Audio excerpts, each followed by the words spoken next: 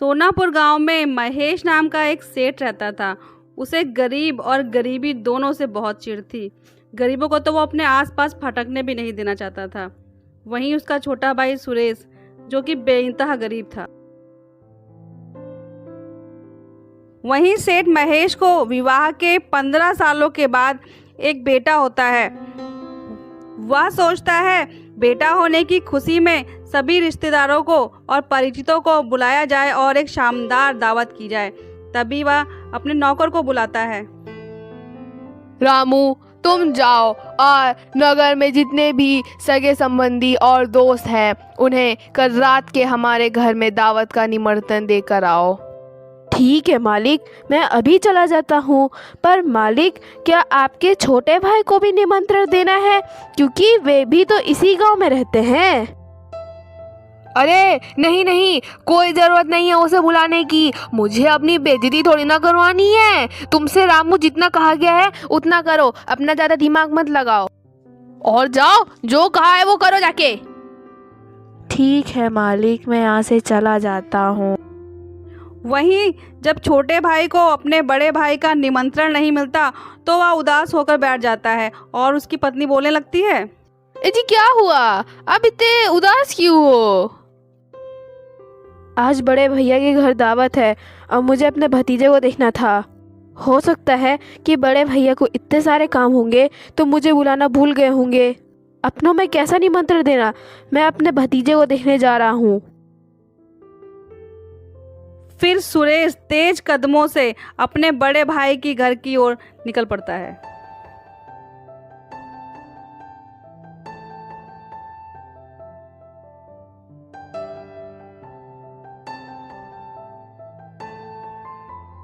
अरे वाह, आज तो मैं अपने छोटे से भतीजे को अपने गोद में खिलाऊंगा। इतना सोचकर सुरेश अपने बड़े भाई के घर पहुंच जाता है। महेश घर में सोफे पर बैठा होता है। तभी रमेश उससे बोलने लगता है, बड़े भैया, कहाँ है मेरा भतीजा?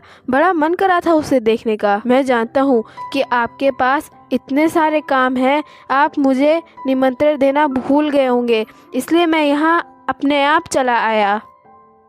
चला जाए यहाँ से, इससे पहले कि मेरे अमीर मेहमान आ जाए। वो तुझे देखेंगे तो मेरी नाक कट जाएगी। जल्दी यहाँ से चला जा, तुझ जैसे फटीचरों के लिए मेरे घर में कोई जगह नहीं है।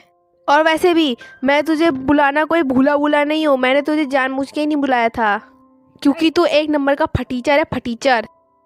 इतना सुनकर सुरेश के होश उड़ जाते हैं और वो चुपचाप अपने घर चला जाता है। घर आकर वो अपनी पत्नी को अपने भाई के द्वारा किए गए अपमान के बारे में बताता है। ए जी, आज के ज़माने में जिसके पास भी पैसा होता है उसी की सबसे ज़्यादा इज्जत की जाती है। अब आपको भी कोई काम धंधा शुरू कर देना चाहिए। मुझसे इतनी बेइज्जती नहीं सही जाती है। पत्नी की बात सुरेश को सही लगती है और वह शहर पैसा कमाने के लिए निकल पड़ता है। शहर जाकर वह कई लोगों से काम मांगता है। वहीं एक सेठ उसे मसाला बेचने का काम दे देता है। सुरेश मसाला बेचते बेचते खुद एक मसालों का व्यापारी बन जाता है और अपनी दुकान खोल लेता है। धीरे धीरे समय बदलने लगता है। सुरेश की हालत अब सुधरने लगती है और वह अपना एक बड़ा सा मकान खरीद लेता है। भाई की इस बदली हालत के बारे में जब महेश को पता चलता है तो वह उसे अपने घर बुलाता है और अपने गेट के बाहर खड़ा होकर अपने भाई का स्वागत करने लगता है। वहीं सुरेश अपने भतीजे से मिलकर बहुत ही ज़्यादा खुश हो जाता है। उसके बाद बड़ा भाई महेश अपने छोटे भाई के लिए तरह तरह के पकवान बनवाता है और अपने छोटे भाई से कहने लगता है, खाना खाओ मेरे भाई, आज हम दोनों एक साथ खाना खाएंगे। नहीं बड़े भैया, मैं ये खाना नहीं खा सकता। एक वो दिन था जब आपने मुझे अपने घर से भगा दिया था, क्योंकि तब मैं गरीब था, और आज आप मुझे अपने साथ बैठाल कर खाना खिला रहे हैं। ये कोई प्यार नहीं है। अब मैं अमीर हो गया हूँ भैया, इसलिए आप मेरे साथ ऐसा कर रहे हैं। आप मुझे नहीं, आप मेरी अच्छी स्थिति को देखकर खाना खिला रहे हैं। मैं तो बस अपने भतीजे को देखने आया था और ये मुझे खाना नहीं खाना है। मैं जा रहा हूँ। इतना कहकर सुरेश वहाँ से चला जाता है और महेश उसके पीछे पीछे जाता है और बोलने लगता है। मुझे माफ़ कर दो मेरे भाई, पैसों के लालच में मैं अंधा हो गया था कि मैं अपने भाई के प्यार को नहीं समझ सका। मैं अपने खराब व्यवहार के लिए तुमसे माफ़ी मांगता हूँ। क्या तुम मुझे माफ़ नहीं करोगे?